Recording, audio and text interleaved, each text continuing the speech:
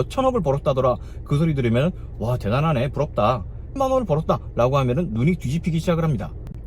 안녕하세요, 반갑습니다. 오늘도 출근했습니다.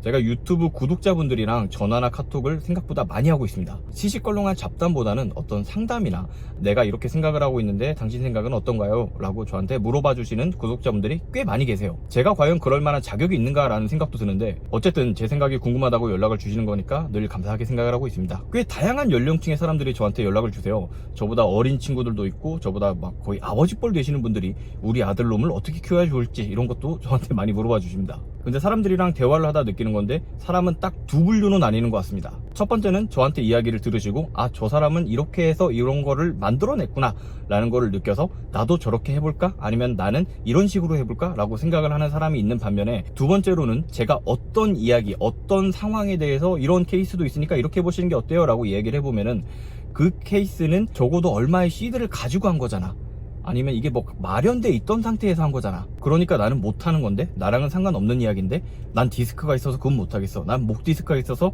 목이 안 돌아가, 뭐 이상한 별의별 핑계를 다 대면서 일단은 부정부터 하는 사람들이 있어요. 제가 하는 이야기를 듣고 너는 어떻게 운도 좀 좋았던 것 같고 주변에서 도와줬던 사람도 있는 것 같고, 나는 주변에 도와줄 사람도 없고 운도 없고 너보다 스펙도 안 좋아, 나는 못하겠네 라고 일단은 못부터 막는 거야. 이거를 자의식 방어라고 합니다. 이런 분들한테는 제가 어떤 이야기를 하던 간에 제 입만 아파요. 자기가 어떤 사람인지 모를 때는 자기랑 정말 친하게 지내는 사람 5명이 있다면 그 5명의 평균이 자기다라는 이야기가 있습니다. 자기가 친하게 지내지 않는 사람이 성공을 했어, 그건 남의 이야기야. 예를 들어서 인터넷에 보니까 어떤 누군가가 코인을 통해서 몇백억 몇천억을 벌었다더라. 그 소리 들으면 와 대단하네, 부럽다, 별 생각이 안 들어요. 근데 자기가 정말 친하게 지내는 사람이 코인으로 10만원을 넣어서 20만원을 벌었다 라고 하면은 눈이 뒤집히기 시작을 합니다. 나도 해볼까? 나도 저 정도 돈 투자할 수 있는데? 정말 친하게 지내던 어떤 사람 한 명이 어떤 뭔가를 만들어내서 돈을 벌고 있어. 그러면은 사람들 기본적인 마인드가 저 사람을 좀 깔본다고 해야 될까?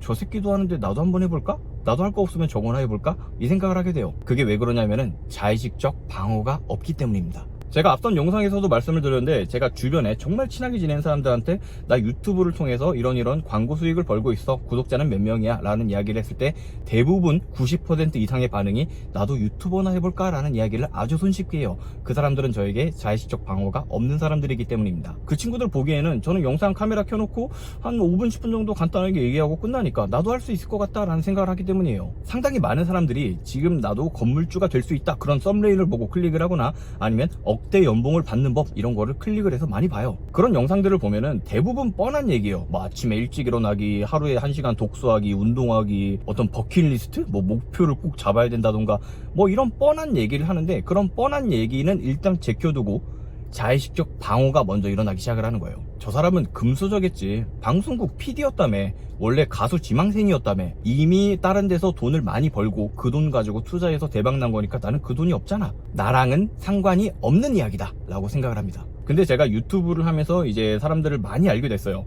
정말 구독자 중에 건물주도 계시고, 그 다음에 뭐 부동산 투자를 하는 사람들을 꽤 많이 만나고 있다고 생각을 하거든요. 그런데 그런 사람들 특징인데 생각보다 금수저는 거의 없었던 것 같아요.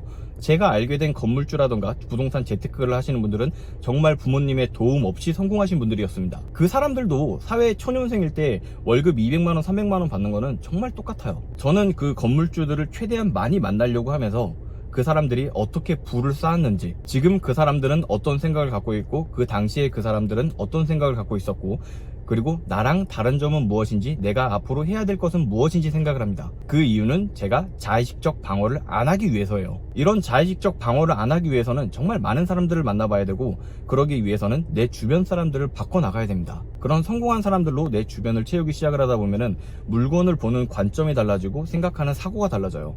예를 들어서 어떤 40억짜리 건물을 누가 샀대 라고 해도 그 건물을 나는 못 사잖아 라고 생각을 하고 커트를 치는 게 먼저인 사람이 있고, 그 다음에 저거를 어떻게 샀을까 라고 고민을 하는 사람이 있다는 거예요. 그렇다고 내 주변의 지인들을 매몰차게 내치면서 너는 루저 똥개새끼야 라고 얘기할 필요는 없는 거고, 그 성과가 굉장히 미미하더라도 나보다 그 성공을 먼저 이뤄낸 사람들이 있다면 그 사람들을 내 주변에 둘 수 있도록 노력하시는 게 가장 좋을 것 같습니다. 오늘 영상 여기까지입니다. 재밌게 들어주셨다면 구독과 좋아요, 알림 설정까지 부탁드립니다. 감사합니다. 안녕.